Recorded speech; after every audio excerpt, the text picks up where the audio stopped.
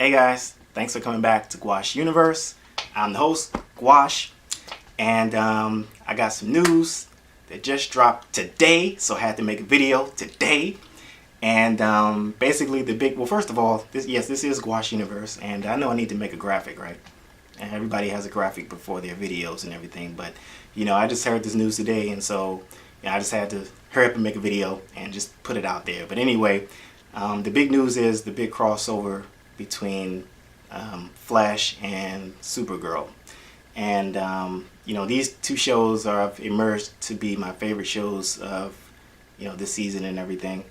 And wow, man, it's just amazing. So I'm just going to read the official statement made by well, actually I got this from CBR, Comic Book Resources. So I'm going to read the official statement and then talk about it a little bit.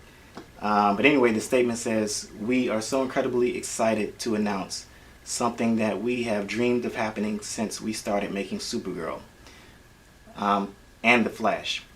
The Flash and Supergirl are teaming up. The Flash and Supergirl executive producer Greg Berlanti and Andrew Kreisberg said in a joint statement, 'We want to thank Grant Gustin, the actor who plays Barry Allen, The Flash, for making the time to come visit on top of his already immense workload, and all of the folks at CBS, the CW, Warner Brothers, and DC Comics for working this out. And finally, thanks to the fans, you guys, and the journalists who have kept asking for this to happen. It is our pleasure and hope to create an episode worthy of everyone's enthusiasm and support.'" And just reading this, it just dawned on me that, well, not dawned on me, but it just strikes me that how much power we as fans have. I think our power as fans is one of the main reasons that Deadpool is being made right now, because it got such a the tease that was shown at Comic-Con a couple of years ago had such a big fan following at Comic-Con that the studio was like, well, maybe we should go ahead and greenlight this film, because all the fans seem to be gravitating behind this character. So, and also look what else, Full House is coming back on Netflix. The fans wanted that show. I don't know how, but the fans want that show to come back, so it's now back on Netflix. And a lot of other properties are coming back, basically just because of the fans. And how it related to this with the Supergirl and Flash news is, I think that I remember a while back, just before Supergirl had started and everything, they did a press photo on the cover. I think it was Entertainment Weekly magazine, and basically it had Supergirl, the actress, Melissa Benoist, and Grant Gustin, along with the showrunner, the producer of the show, on the front cover. I think it was the front, either the front cover or it was inside the magazine. I can't remember, but that got such a response from the fans and everyone. Everyone wondered, okay, are these shows going to cross over? I mean, we do know that they're DC Comics, that they can actually cross over like that. I guess they worked it out, and it's just amazing. It's things that are happening now that are unheard of. And I think the one thing that really kicked it off was the Avengers, man. I hate to bring it over to Marvel, but it's all love, DC, Marvel, whatever. But one comic book movie property does good, it does great for the entire genre.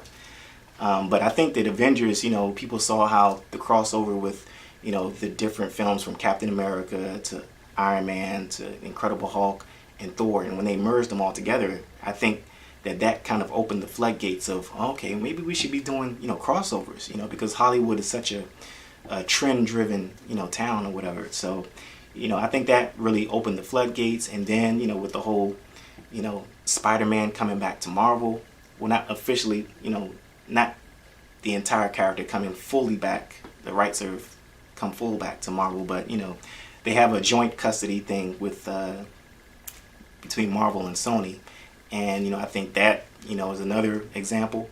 And this is just another thing, man, because CBS and the CW are like two totally different networks. I mean, this is unheard of. I mean, I can see if it was something like Disney and like ABC, because that's like under the same banner or whatever. But this is like two different networks, and so for them to cut through the red tape and, just kind of really make this, along with DC Comics and everything and Warner Brothers, to really make this happen.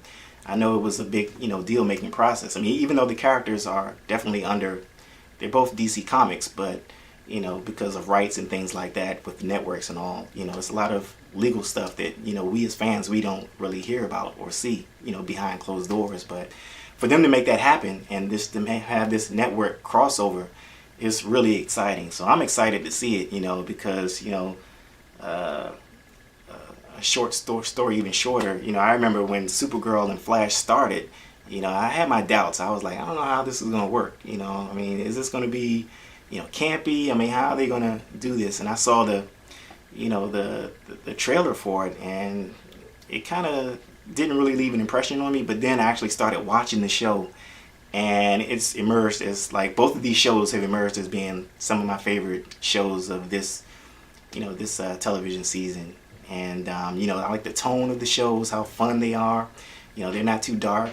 It has, every episode leaves you kind of wanting more, and you want to know, it's like, who's they going to introduce next? Anytime they introduce a talking gorilla on Flash, Gorilla Grodd, I was like, I don't know how they're going to do that one, but they even pulled that one off. So, but anyway, just the tone of both of these shows are so good, and it's exciting just to see them, cross over like that, and also it says that it's going to be one episode, or I think it said at the end, it is hope to create an episode worthy of everyone's enthusiasm. So this leads me to believe that it's only going to be one episode, this season. So I think if it is a success, which I do believe it will be, I think it might have the highest rated, rating of probably each of these shows or whatever, this particular episode, But I think if it is a success, then I think next season we might get more, crossovers. And eventually it could lead to something, maybe not a full Infinite Crisis, but something close to it. Because I remember in the comics, there was an event called Infinite Crisis, and it was written in the mid-'80s. I think it was like 1985 or 1986. And basically, Infinite Crisis was a big company-wide, ultimately it was a big company-wide reboot. Every so often, a comic book company would, reboot, their titles to, streamline the books and, get new readership in. And so, basically this story was kind of a cleaning of a house, kind of a thing. And basically, pre-Infinite Crisis, Supergirl and Barry Allen, the Flash, were dead. And so after the reboot, they reincarnated these characters and they were back alive. So I think that's kind of interesting. And with the show and everything, it's the Barry Allen version of Flash. So that's real interesting and real cool. And the comic was a big event, in the mid-'80s. It was a 12-part series, and it was written by Marv Wolfman and illustrated by the great George Perez. But if they can do something like that, just to come close to doing something like that, that would be great. But I'm just so excited that these two shows are going to be crossing over, that it's just amazing. So anyway, that's my my take on it. I'm excited about it. I had to post a video. The news dropped today, and yeah, that's it. So I'm excited, and be sure to subscribe, share the channel. Again, this is Gouache Universe. I'm Gouache, pronounced Gouache, like go wash really fast, or But anyway, be sure to subscribe, like the channel, and I'll be back soon. Thanks.